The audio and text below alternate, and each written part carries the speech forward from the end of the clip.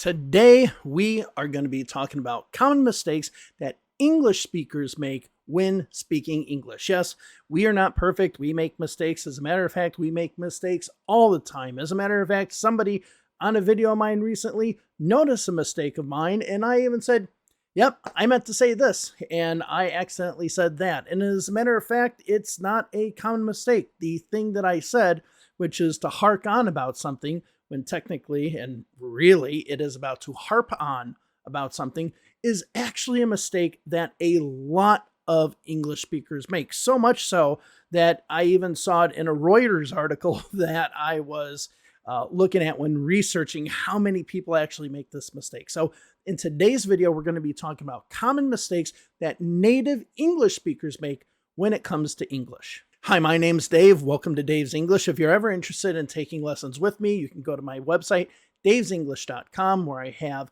lessons on the front page that you can register for. These are live one-on-one lessons with me, not a classroom, not anything where it's just you buy a program or whatever, actual, real, live, one-on-one lessons. So if you're ever interested in taking lessons, just go to my website and I can help you out with your English learning needs. Now, I know what you're saying. The first thing you're saying is, Dave, you've made all these other videos talking about other people's mistakes. Now you're all of a sudden doing one about native English speakers. Isn't that kind of hypocritical? Well, not really. And let me go ahead and explain why I say that. So first and foremost, a lot of the mistakes that we're going to talk about today, as I mentioned, are common mistakes by native English speakers, which unfortunately means that they are accepted by a lot of native English speakers. So all of the things that we're going to talk about today, a native English speaker might not bat an eye to it unless they're like someone that's really specific about grammar and pronunciation and vocabulary and stuff like that. So in this video, we're going to talk about things that a lot of speakers get away with and things that are wrong, but it has been accepted by people. And then this brings up the second point, which is that a lot of the videos that I do critique are things that a native speaker would deem to be a mistake. So that is the big difference here. So for example, if somebody says, I have car, that would seem like a mistake to a native English speaker. Whereas if somebody says, I don't know nothing, that actually might not be deemed a mistake by an English speaker, but the person actually made two grammatical mistakes in that sentence. So that's what we're going to be talking about today, the things that just kind of fly under the radar when it comes to native English speakers and the way in which they speak. And even with that being said, the videos that I critique about how to sound like a native and all these mistakes, all of these people are saying, if you want to sound like a native English speaker, you need to say it this exact way, which is wrong. I'm kind of doing the opposite. I'm saying, hey, you can say things that are wrong, but here are things that are sometimes commonly accepted as acceptable, unfortunately, but they are errors nonetheless.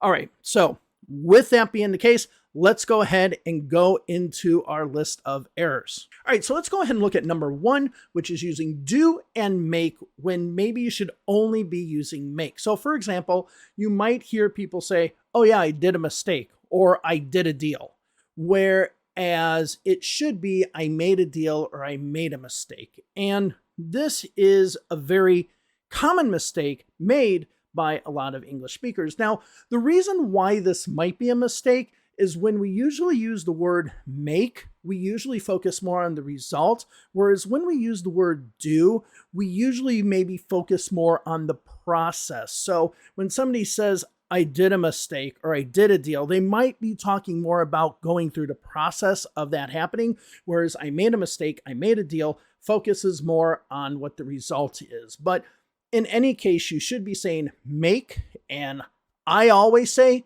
I do mistakes all the time. I always say do with mistakes. It's just a common thing that happens in English. The second mistake that you hear people make is using don't for third person singulars. So you might hear somebody say, he don't know what he's doing, when it actually is, he doesn't know what he's doing. So this is a mistake that happens all the time. And I, again, guilty as charged. I have done this mistake a bunch of times. And as a matter of fact, going to number one, I just said, I have done this mistake a bunch of times. See, told you, we do these all the time. The language is not perfect. So yes, always be aware that people will say don't for he, she, it. He don't know something. Okay, that's a very common mistake. Problem number 3 is when people use there with is contracted to say theirs and then plural. There's a lot of people here. This is a very, very common mistake amongst native English speakers. So you always want to make sure that you're listening for that, because yes, it is a mistake, but it is very commonly accepted and is typical. So you will hear people say, there's a lot of problems here. There's a lot of people here, even though it should be, there are a lot of people here. Now let's go ahead and take a little bit of a break here, because these last 2 examples give us a little bit of an insight into the power of contractions. Now, in the second one and the third one, we're talking about contractions. So we talked about don't and we talk about theirs. So we're talking about do not and there is.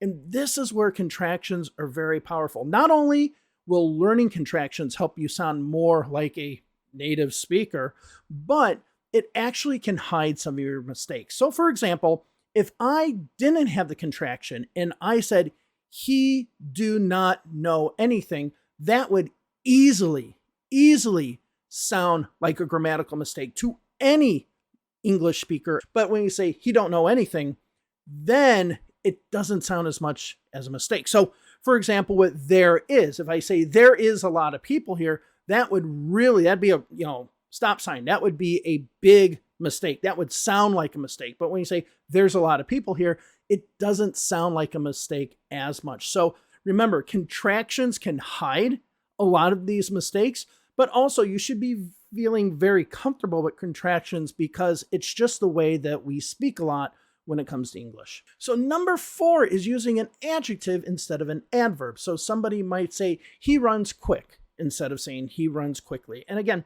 this is a very common mistake. Now, you want to be sure that you know what the adverb form of something is. So for example, fast, we could say this car is fast and he drives fast. So we're using it both in an adverb and an adjective form. So just be aware of, if you do know an adjective, what the adverb form is. But in English, you will hear a lot of people use the adjective when they should be using the adverb. It's just a very, very common mistake. Number 5, just using wrong words.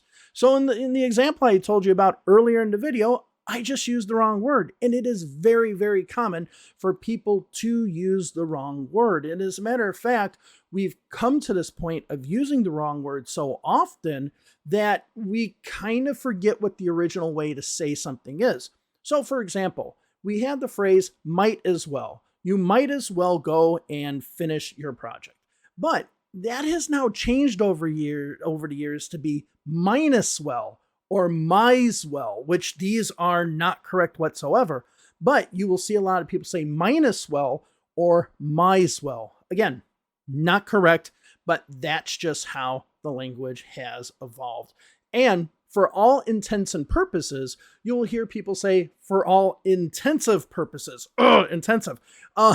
That's not right. That's not correct. So for all intents and purposes is the correct way.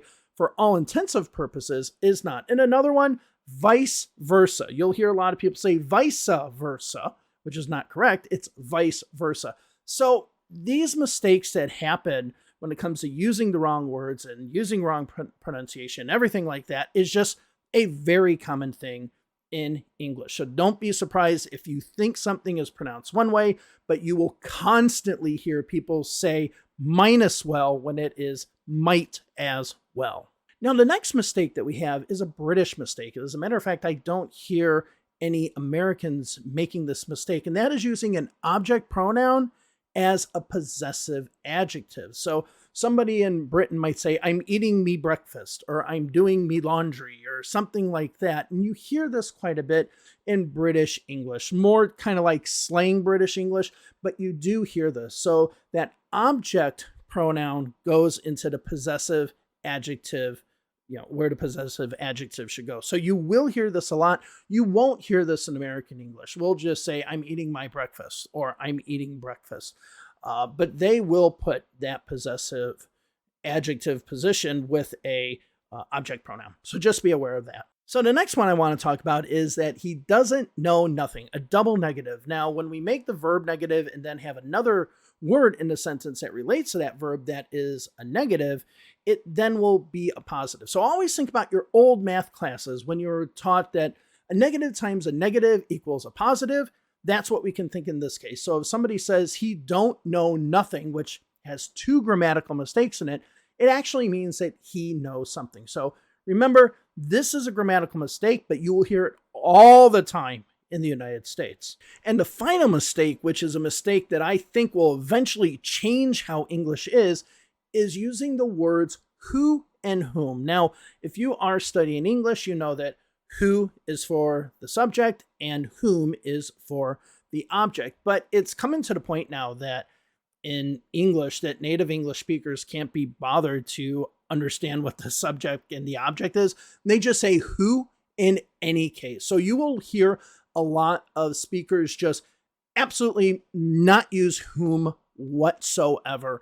And so don't be surprised if you will just hear who